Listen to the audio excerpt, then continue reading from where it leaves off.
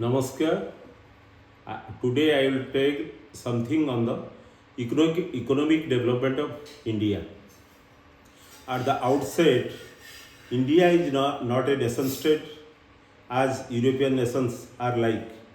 India is a civilizational country which has so many languages, so many cultures. During the ancient days, India was having a prosperous trade with Roman Empire. In the first AD, India and China was contributing 70% to world economy.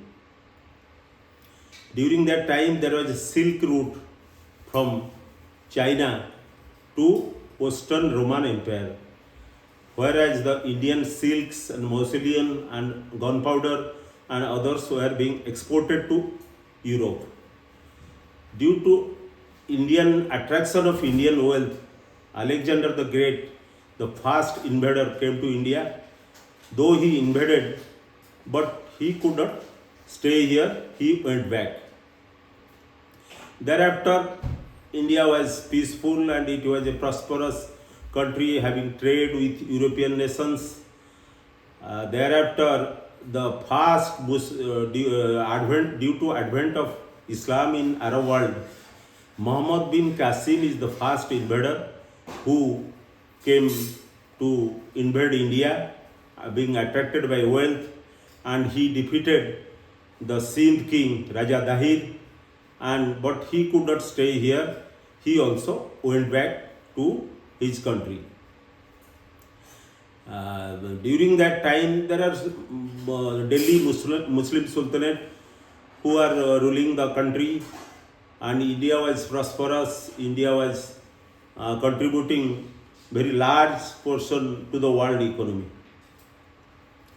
At last, the Mughals from Uzbekistan came to India. Babur is the first invader who defeated the Ibrahim Lodi, and he established the Mughal rule in India. During the Mughal period, as historical data says, the India's contribution to world economy was 24%, what USA is contributing today to the world economy. During the Mughal period, we have a large cottage industry, handloom industry, and shipbuilding industry. We had a prosperous trade with the world.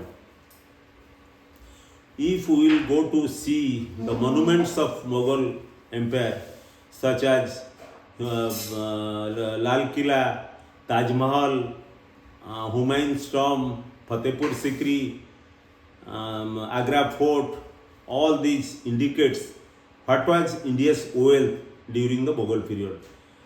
Such a big monuments were not created out of poverty. India was also prosperous during that time.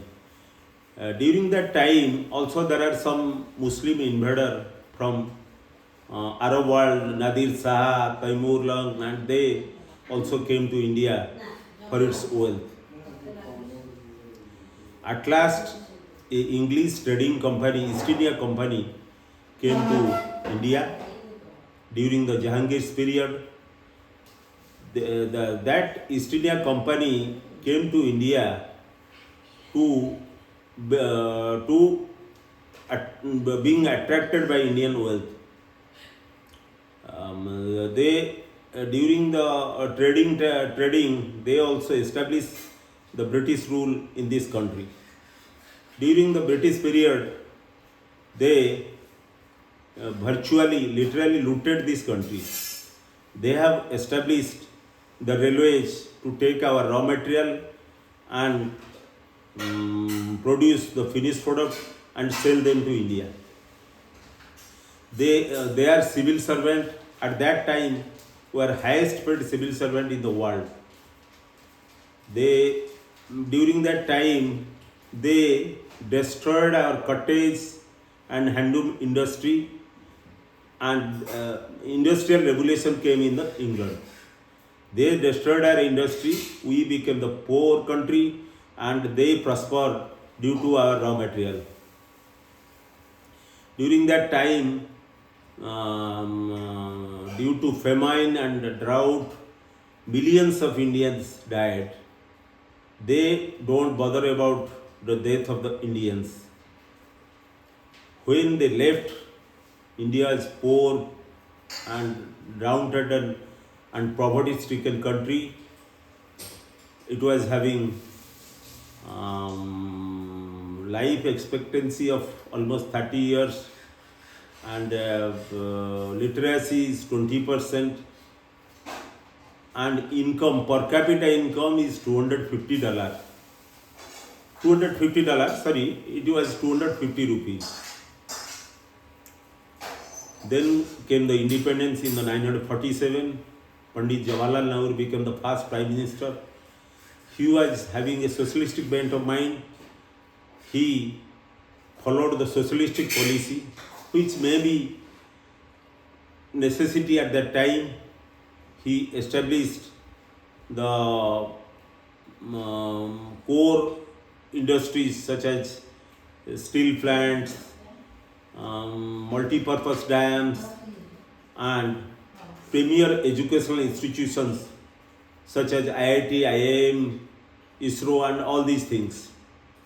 But one thing must be remembered, that during that time, the India was having Hindu rate of economic growth, that is 2 to 3%, due to Nehruvian socialism.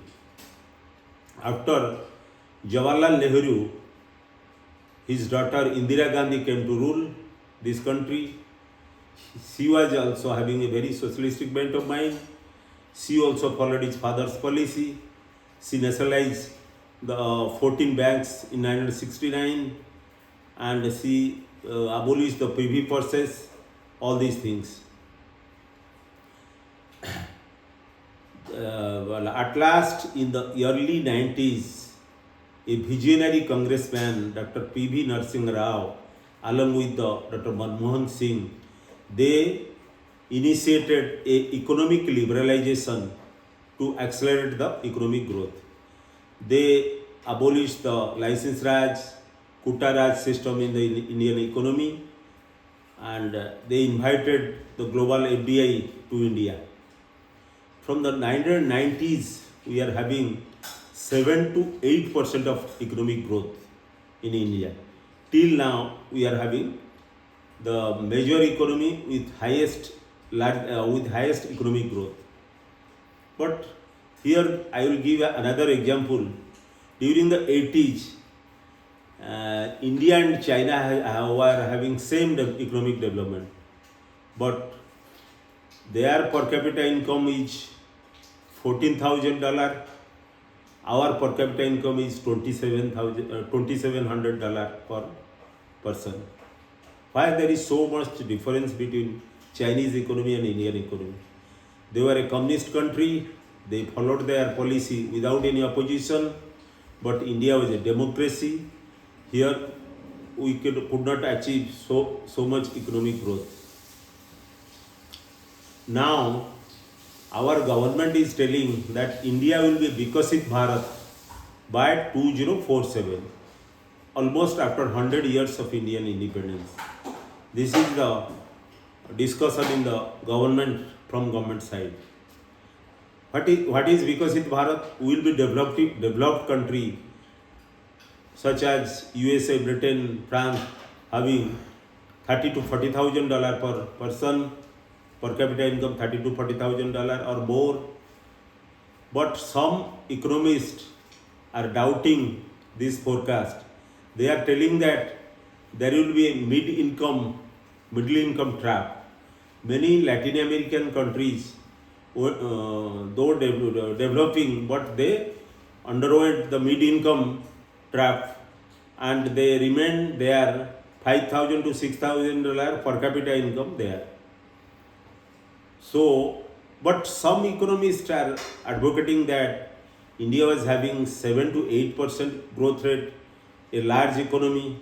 It will definitely achieve the status of developed country by 2047. You will judge, you the people will judge whether India will be a developed country or not. Thank you.